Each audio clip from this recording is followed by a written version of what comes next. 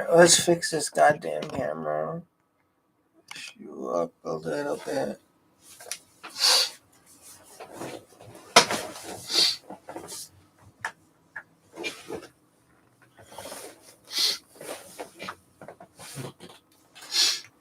Alrighty.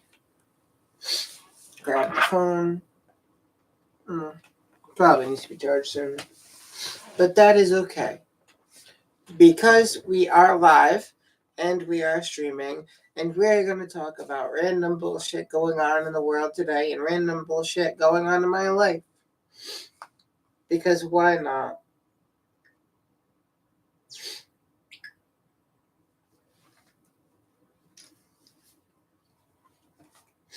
Now, of course, for those of you who don't know who I am, my name is William. I am a live streamer on Twitch, and I go by Cloud Gang Will. I am also just your everyday average person who gets probably no views, but that's okay. I upload once every 4 months, if I remember to upload. And when I stream on Twitch, I stream about twice a week to 3 times a week. I don't save any of my VODs, but that's okay. Maybe I should, because then I could just upload them to YouTube from Twitch, but that's okay. I mainly play Hogwarts Legacy or Party Animals or this game called Scooter Flow. Once in a while, I play PC Simulator, and today we're going to talk about how I was updating computer stuff and my YouTube tab on my computer went away. And I was like, well, here we go again. Yay. Well, I was deleting some apps, I should say, and after trying to delete some apps, I was like, oh, where the hell did my YouTube app go? Why is it not showing up? Why can I not pin it back down to where it should be? So here we are, live streaming for whoever's listening, whoever's going to watch, and stuff like that. So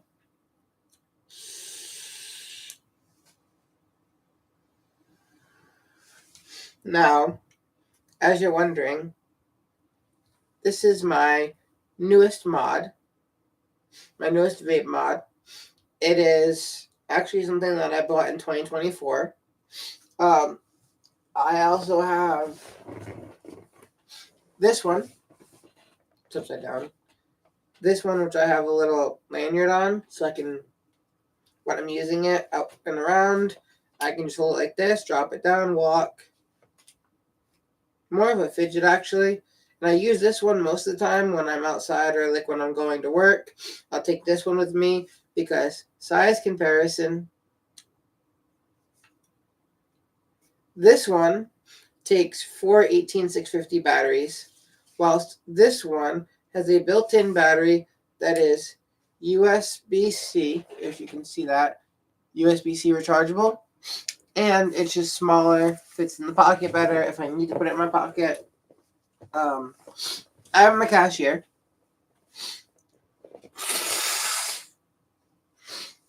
Oh boy. And I was cleaning, which is why you can see behind me there is a bag of trash. I was cleaning my room, getting things cleaned up, organizing and making my bed and other things. And I was like, you know what? I'm done with that. Why don't I go live and just talk about random things? Right? Because everyone is dealing with something. And if you're not dealing with something, well, then good for you. I hope it's an even better day for you. But as I am not dealing with many things today, except the fact that I have work today, and I am not ready to go to work today. It is going to be a stressful day because it is a Tuesday. And Tuesday is truck day, which means a lot of people come in. And I work the, not graveyard shift, but the third shift because my job, the shifts are 4 hours each. So there's the 8 a.m. shift, there's the 1:30 p.m. shift, and there's the 5:30 p.m. shift. I normally work the 5:30 p.m. shift because that is the shift that I've requested to always be on. And if I'm not on that shift, I don't normally show up. Now, if you're wondering, why that shift out of all the shifts do you go in? Why not a morning shift? And my reasoning for that is The morning time, it means I gotta put things on the shelf. I gotta organize and put product out when I'm not on the register. And in the morning time, the register is normally busier and I don't have time to get the rest of my work done. If I'm on the 1:30 shift, that just means that I have some time, but not a lot, and 1:30 to 5:30 is when everyone is getting out of work. So that means all of the kids are getting out of school, all the parents are getting out of work. They show up, the place gets packed. It gets so packed that my manager has to end up coming up to the front of the store to take over the register alongside of me. Whereas the third shift, as I consider it, the final shift of the night, has, less, not less work to do. There's still a lot of work to do, but there's just a lot more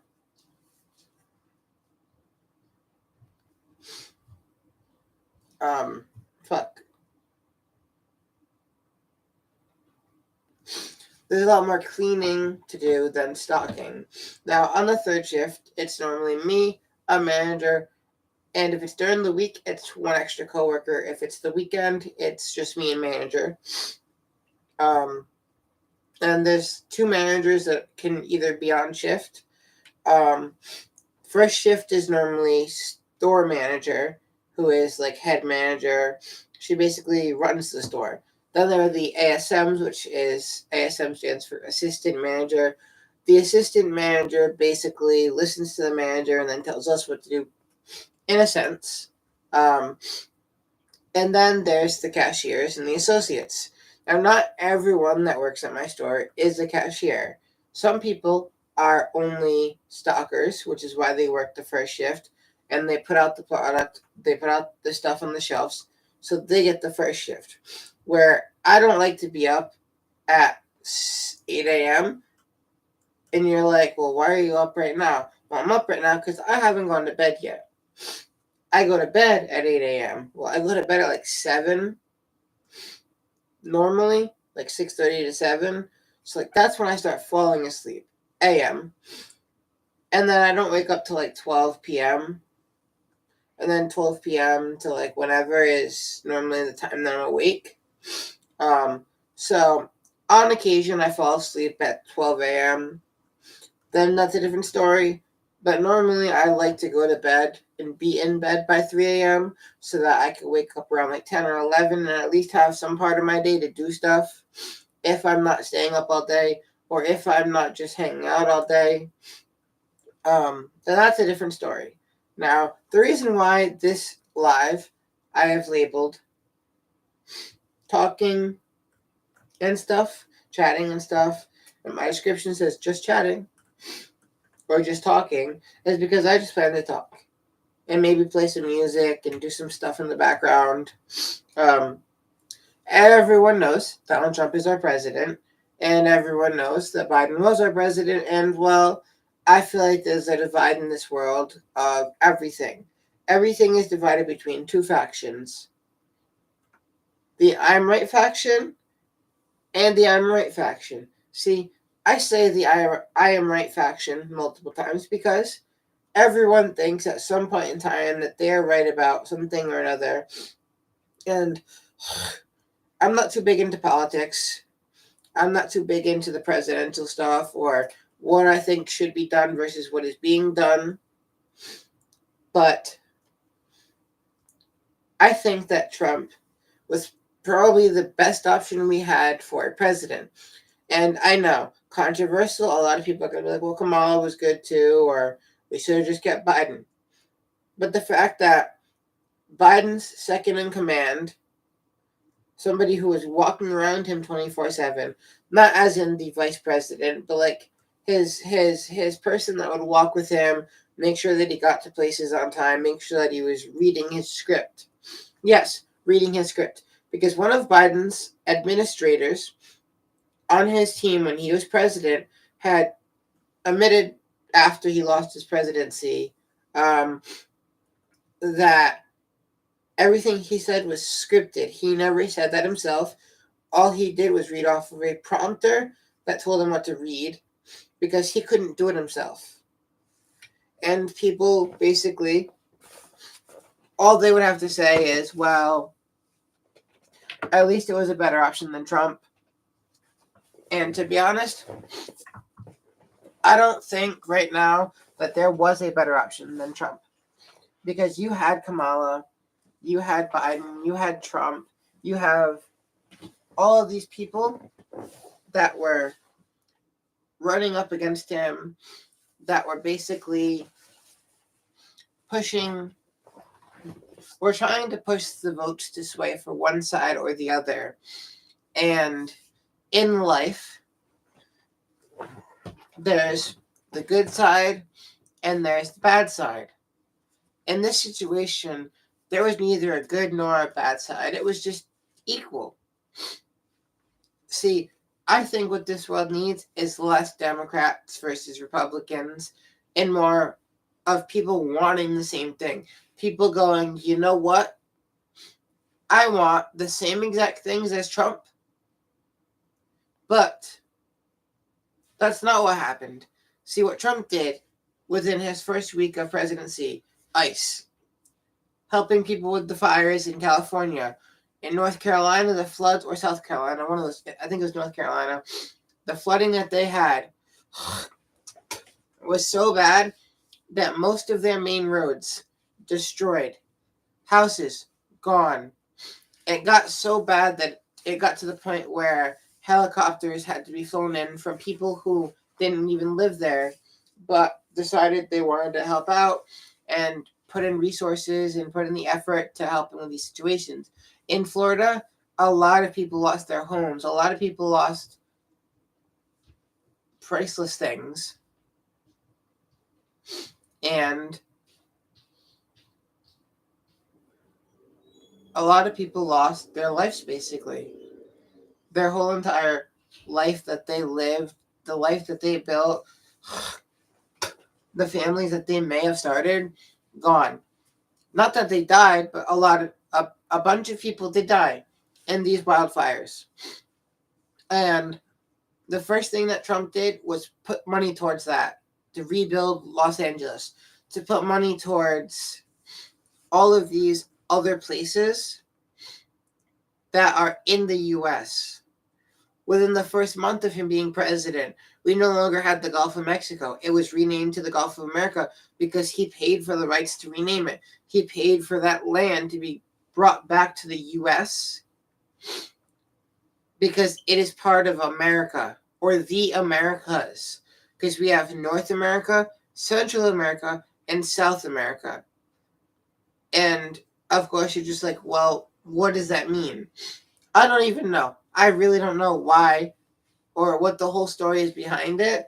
But what I do know is that it just sounds better, the Gulf of America, because Mexico is a country in Central America. So if you label it as the Gulf of Americas, then you basically have titled it the Gulf of North America, Central, and South America, because that body of water all connects to North, South, and Central one way or another. And it kind of makes sense. Like, it works. It's a proper name that actually works and fits well. Versus the Gulf of Mexico, which means that Mexico owns that whole ocean area that leads all the way out into the ocean. And we have many oceans. We have many ponds, rivers, lakes all over the world. And there were things going on in the past years when Biden was president that I don't really think money, time, and other things were spent well working on, listening to, and all of those other things.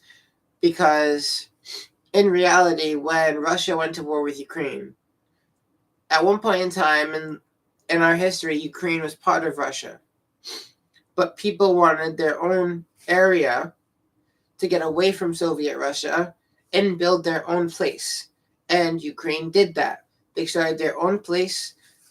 And when Russia went to war with them, because I don't know the whole story, I'm just going to give you my side of what I imagine was happening. this war happened, Biden decided, you know what, we're going to go help Ukraine. Because Trump, when he was president the first time, he was very friendly with Putin, the prime minister of Russia. And he was trying to make peace with Russia because he realized that if Russia went to war with us, it'd be bad. Now, the US has one of the top 10 militaries in the world, and it just goes to show that even though all of these things are happening, whether they're good or they're bad, it just goes to show that people can change, first of all, and that people can actually learn how to get along. We don't have a democracy, so it's not like there's one side where it's all Republicans that are right all the time, but the majority of the time the Republicans are the right side. The Republicans are what America runs on. And if you actually look into it, almost all of our US presidents were Republicans, or they fought for the Republicans on that side. And a lot of people don't understand that the US isn't the same without Republicans and Democrats. It's a war. Republicans and Democrats have been at war for a long time, trying to figure out who's right and who's wrong, when in reality, everyone is probably wrong and everyone is probably right. We'll never know. It's just sad to see that when election time comes, it's like a war happening where politics become a sore subject. People lose friendships and family and lovers because of it. And I actually saw something the other day. I don't remember where. I couldn't tell you even if I knew. That said, one of the number one losses of your husband or your wife or your spouse is politics. Politics ruin everything. And this guy commented and was like, I'm a full-blown Democrat. I have Democrat in my blood and in my veins. I was born this way. And somebody said, so do you like Trump? He said, yeah, I believe in everything Trump is saying. He said, so then you're a Republican? He goes, no, I'm full-blood Democrat. It's in my blood. Every single person in my history was a Democrat, and that's who I am. And he basically voted for Trump, a Republican, but still sides with Democrats. And he was getting roasted for like his comment. And somebody commented, they said, hey, is he a human? He's just a human. Let him live. I think that's what we all need. Trump, he doesn't care what people think about him. He doesn't need to. He's Donald J. Trump. He is a person who doesn't even care about making money, being a president, because he doesn't keep any of the money he makes. Now, he makes money, but he's already mentioned that none of that money goes to him. It goes back to the people, back to the U.S. He's basically paying the U.S. back its own money so that the U.S., the citizens, the government can be funded and be properly funded for the right reasons. When he first became president, as I mentioned, he sent money and troops to help with the fires, to help with the flooding. He took troops from our country out of all these other countries that didn't need us. And somebody said the other day that I think it was a YouTube short that I was watching, that all these countries should really be having their militaries taught better so that they can fight their own wars, because a lot of these countries don't have a good military. And somebody said, well, why don't we send our troops over there to teach them? Instead of help them, teach them. Because teaching them would be a better help than fighting for them or with them. If we could teach these countries that ask us for help, we could teach them how to help themselves and not rely on us to help them, then that would be a better source of income for their own countries and a more profitable income for us. Because one, we will have taught them, and two, I think that our last president just liked giving our money away. And just like a lot of presidents, it's probably the same situation. They probably enjoy giving the money to other countries to help them instead of saving our money, building our country better by including more housing, by including cheaper prices for everything.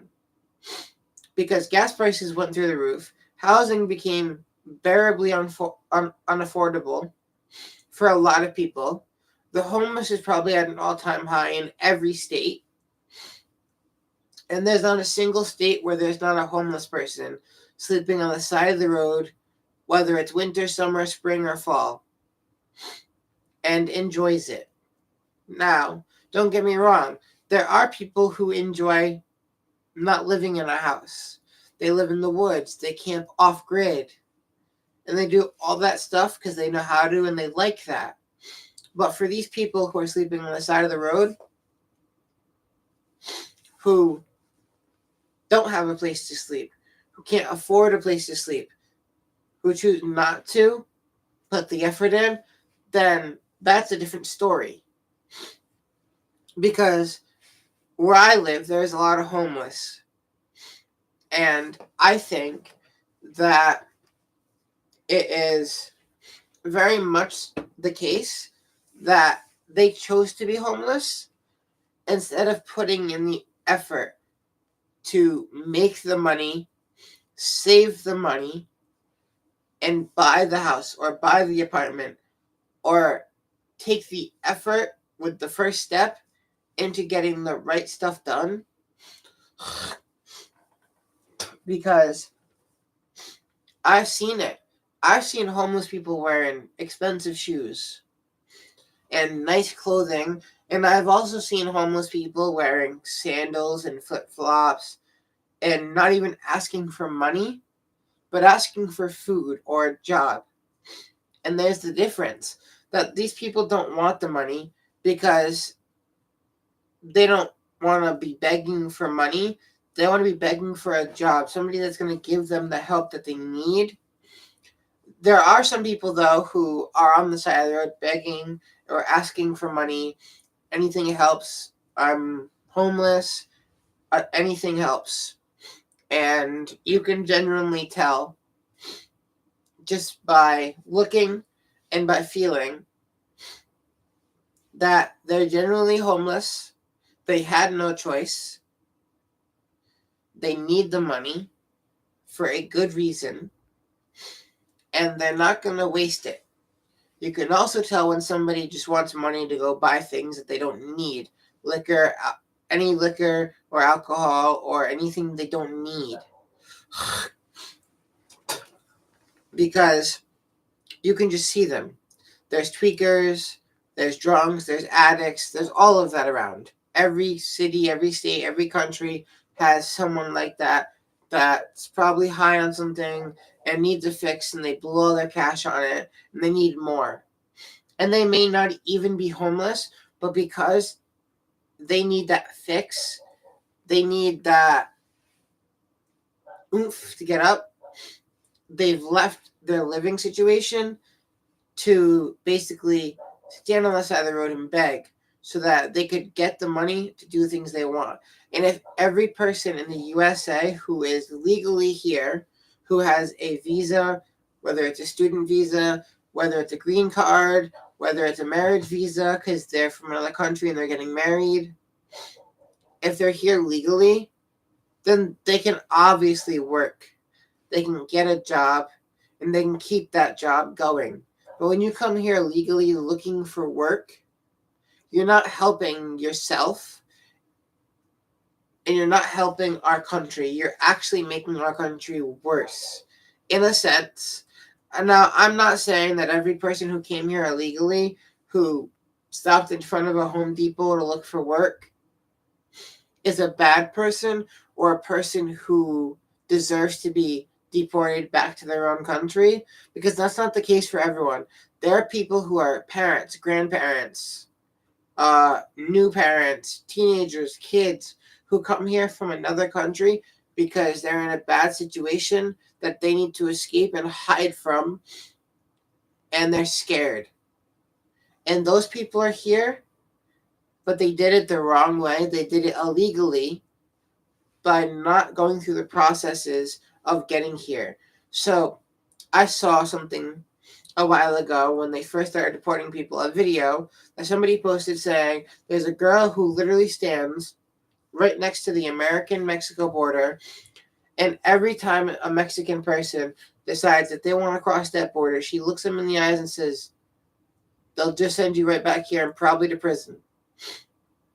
And that guy literally told her, I'm a U.S. citizen who is Mexican heritage, and that is not what they are doing. And he basically proved her wrong. And she still stands there telling Mexicans that they are not to go into the U.S. or else they will be deported right back here no matter what. That the U.S. isn't for Mexicans. And at least that's what she made it seem like. In reality, that was probably not the case. She's just warning her fellow country and her fellow people that they shouldn't come here because it's not worth it. When in reality, if these Mexican people, if these people from different countries, Brazil, China, all of these countries where people flee from, if the people who came to America wanting a work, wanting a job, did it respectfully, did it honestly, and did it legally, then they could have a job, they could work, they could live, and have a lifestyle and raise a family. But for these people who want to do construction, who want to work here and just find something, a minimum wage job that pays them just enough, why can't they find a job? Why can't they do that in their own country and fight for their country? Because, like Trump said at one point in time, people from Mexico, they're probably in a gang, they're bringing stuff up against their will or on their will, and they want to spread the drugs and the deadly stuff that they bring into the U.S., and they want to do it the way that they do it best, by hiding it or by just, traveling. And we've gotten stricter, of course, but it doesn't stop them from being able to do it. So you've really got to figure out what the best scenario and what the best situation is for this, because you can't deport every single illegal immigrant in the U.S. all at once. It takes time, and a lot of them have already been deported, and a lot of them are in hiding. And I saw a video yesterday of this guy who went on Amazon and bought a ice jacket, vest, badge from Amazon for like $50, and he just walks around Walmarts and Home Depots and Lowe's, and like he's got this whole fake attire on, and he just walks around and he just catches people because he thinks it's funny to watch these illegal immigrants run and hide. And it's sad that this is what the world has come to, where nobody can be trusted to do things correctly. But at the same time, it's not the U.S.'s fault. It's not Canada's fault. It's not Mexico's fault. It's the way the world is today, that every country has something that they don't trust about another country. The U.S. was once a British country. It was owned by British people who traveled here and decided that they wanted to make America separate from Britain, which is why we have the saying, there's the Boston Tea Party, there's the Redcoats are coming, the Redcoats are coming. The Redcoats are the British. We were at war with them for a while. Then we went to war with our own country, with the U.S. The U.S. went split. We had our own country within the states. and we got divided for a while, and then that ended, and we kind of combined back together. But there are still some states where there is the issue of racism. There is the issue of, oh, that person's black, fuck them. That person's white, we don't trust them. That person's Mexican, get them out of here. Oh, that person's Asian, they eat their dogs and their cats and they kidnap them off the streets. When that's not the case, half the time, there's hate, there's racial hate everywhere you go. Every country, every city, every state. Somebody's not going to like somebody else, and it's going to be considered racism. It's going to be considered hate, regardless of who they are or what intentions they really mean. It's racism. If I were to walk up to somebody and say fuck them, and I didn't know their nationality, they could consider me racist. Now, I would never do that, but for somebody who has seen people do that, like, why? What's the reason? There is no reason.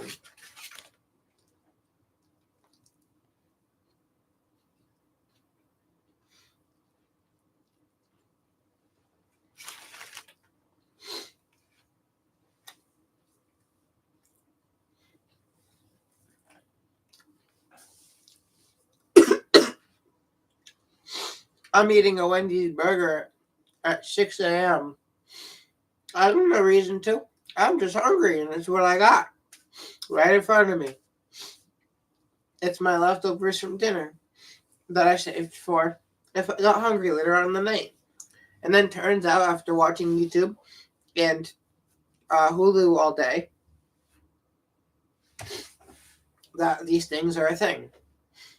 I don't even know where my Hulu app is or my YouTube app is on my computer right now. It's why I'm on the internet doing this, because apparently my app just disappeared for Hulu and for YouTube. And I gotta find it at some point in time, but that's okay.